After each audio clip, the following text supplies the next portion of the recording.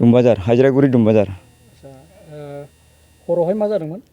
हरावहाय माने 2टासिमाव बे मैदेरा फैदों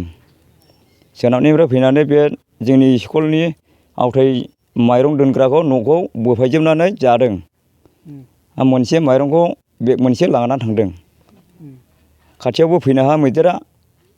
माबेमोन बेबा? मैदेरा मासेल' बिराद गिदिर दा बेखौहाय जोङो एकदम फैबाय थायो सानफ्रोमबो दा बेखौ जोङो खुनुरोखोम ओरैहाय फेंखुवासिम होना दोनहरनो हादों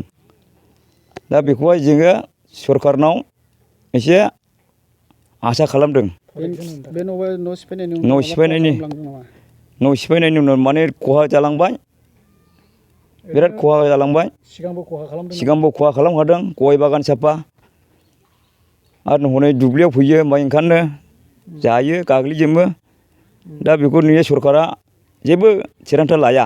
फरेस्ट डिपार्टमेन्टनिफ्राय प्रटेकसन होदोंना होआखै? दा नोंनो फरेस्ट डिपार्टमेन्टआबो बै बाराव होनदोंमोन